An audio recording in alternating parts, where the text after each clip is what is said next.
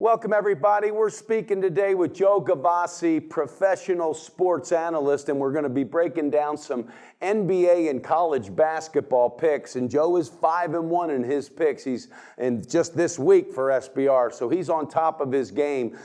We have an article we're going to talk about today, and it's called Smooth Operators. It's offensive teams that fit into 4 categories that Joe has broken down to make them dominant and elite amongst the other. And that kind of brought back some old memories, Joe. Smooth Operator, that old Sade song back in '84. So anyway, I'm interested to hear this breakdown, as our viewers are as well. So if you will, give us your points on this and let us know why certain teams are fitting into that category as smooth operators. Well, I too remember that song, Mike, from 1984, back in my high school days. But let's go forward here to the Smooth Operator article for 2016.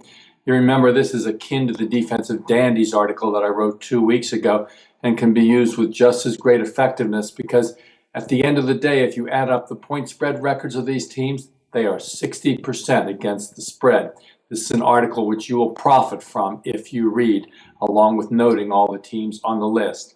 The parameters include 75 points per game average on offense, 45% shooting, either 35% from the arc or 70% from the foul line, as well as positive margins in rebounds and assist to turnover ratio. Those last 2 items are absolutely key to the success of any basketball team.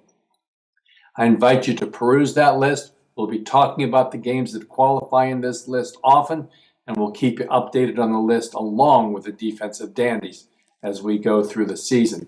They are absolutely necessary from a statistical point when handicapping the fundamental matchups of each basketball game. Now, Joe, I was looking at one of the factors, the free throw percentage, and as you would agree, and again, this is dating back, telling our age, but old coach John Wooden from UCLA, he would appreciate that because it's amazing how far off free throw shooting has fallen off in the last years and how important it is, and it's making, it decides games, whether it's against the spread or straight up. So is there any one particular that really stands out for you out of those 4 categories? And what's your thoughts on that free throw percentage being so important in deciding games in college hoops? Right. I think the foul shooting is particularly valuable in this case and have included it because oftentimes the smooth operators are favorites and teams with a high percentage of foul shooting are often able to extend the lead down the stretch.